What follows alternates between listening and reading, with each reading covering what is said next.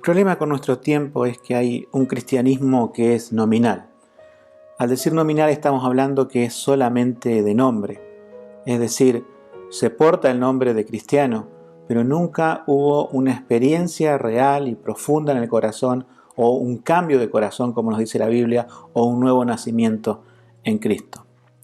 Sabemos que no somos salvos por explicar en detalle una doctrina bíblica en particular, pero creo que toda persona cristiana de verdad tendría que articular, aunque sea mínimamente, lo que llamamos la doctrina de la sustitución, independientemente de su nivel de estudio. Mucha gente dice creer en Jesús con la misma credulidad que un niño cree en Papá Noel. ¿Crees en Jesús?, les preguntas a ciertas personas y te responden, sí, creo, y se les llenan los ojos de ilusión. Pero si le preguntamos, ¿qué crees acerca de Jesús? Y es allí donde empiezan los titubeos y seguramente las definiciones confusas. Vamos a hacernos algunas preguntas. ¿Alcanza con creer que existe Dios o Cristo?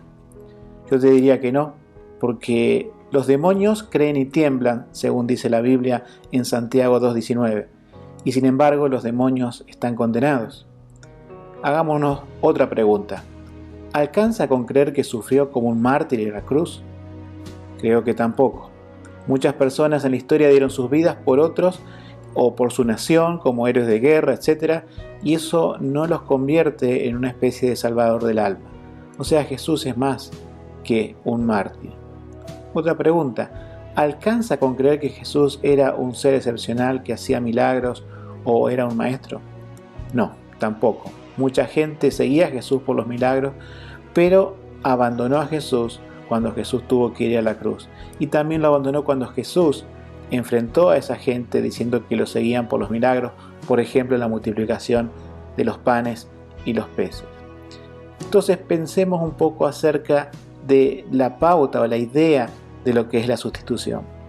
Todo el Antiguo Testamento es la historia de un sustituto que pagaría el precio de los pecados de su pueblo.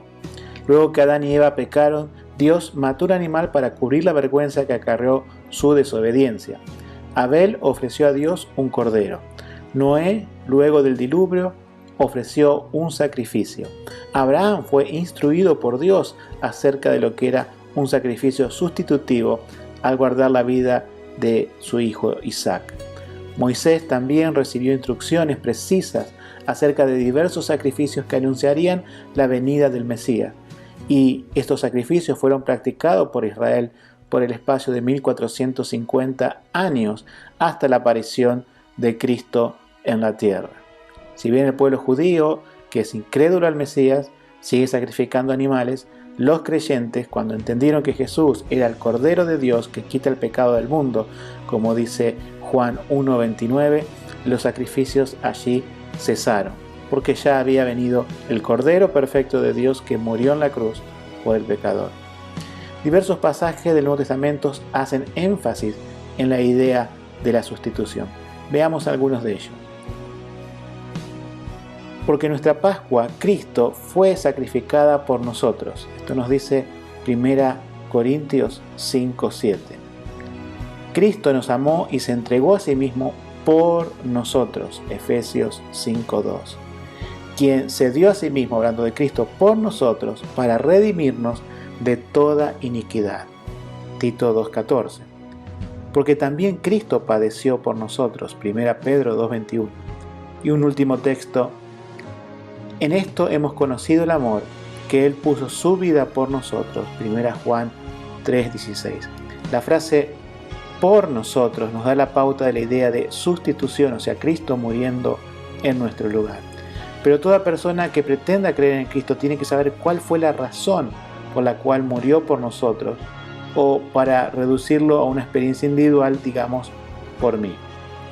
Vamos a ver la clave de la idea de la sustitución. Para entender que Jesús sufrió un castigo injusto en mi lugar, me lleva inexorablemente a la idea de que yo soy un pecador culpable delante de Dios. Debo entender que la justicia de Dios requiere que el pecador reciba el máximo castigo, que es la muerte. Dios no puede salvar al ser humano dejando su justicia de lado. Aquel que dijo, desobedéceme y morirás, Génesis 2:17, no puede contradecirse a sí mismo. no puede dejar el pecado sin castigo. Por eso la única forma de declarar a un pecador inocente es que alguien muera en su lugar. Y este alguien justo y santo fue nada menos que Jesús, el Hijo de Dios. Hoy nos encontramos ante un cristianismo desviado que no predica la palabra de Dios en la idea de la sustitución. Se nombra a Cristo, se nombra pasaje de la Escritura, pero se predica a un Cristo sin su cruz. Basta con escuchar las predicaciones de la mayoría de los templos evangélicos de nuestros días para darse cuenta que la doctrina de la sustitución se ha dejado de lado, y esto históricamente no era así. Lo importante, piensa el evangélico actual, es presentar a un Jesús que sea simpático, buena onda, y que está dispuesto a bendecirte en todas las necesidades que tengas, afectivas, amorosas o de dinero. Este falso mensaje humanista, por supuesto, deja de lado el tener que enfrentar a la gente con sus pecados. La gente que no es enfrentada con su pecado no sabe nada de la condenación ni del justo juicio de Dios.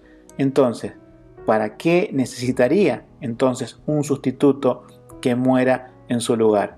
No haría falta hablar del remedio si obviamente no se diagnostica la enfermedad. El cristianismo nominal de nuestros días pasa 2 horas cantando en un culto de adoración y recibe una predicación que digamos es motivacional de solamente 20 minutos. Y hablando de un Jesús despojado de su cruz y de toda idea de muerte sustitutiva por el pecador. Por lo tanto, te ruego que te examines.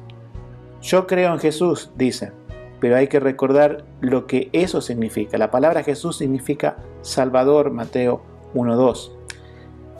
Si dicen creer en el Salvador y no saben de qué lo salvó o cómo lo llevó a cabo, yo diría que hay que replantear seriamente esa clase de pseudo-cristianismo. Si la gente se acerca a Jesús solo por problemas matrimoniales, económicos, de salud o cualquier otra cosa de esta vida que las hace infelices, pero nunca consideran la muerte sustituta de Cristo en la cruz y que esto tiene relación con sus pecados, entonces dicha gente se acercó con una idea equivocada a Jesús y todavía no conoce al Jesús de la Biblia, ni tampoco sus pecados fueron perdonados, ni su corazón fue cambiado. Dios nos dejó la Biblia para que allí podamos encontrar al verdadero Cristo. En sus páginas está todo el relato del Cordero de Dios que quita el pecado del mundo. Somos salvos por su vida perfecta, quien es imputada a todo aquel que cree. Somos salvos por su muerte, o sea, Él mereciendo el castigo que nosotros deberíamos haber recibido. Si no se entiende la doctrina de la sustitución mínimamente, decir Jesús murió por mí no dejará de ser una frase hecha que no sirve. La verdadera predicación del Evangelio siempre va ligada a la idea de sustitución. Como dice el apóstol Pablo, mas nosotros predicamos a Cristo crucificado.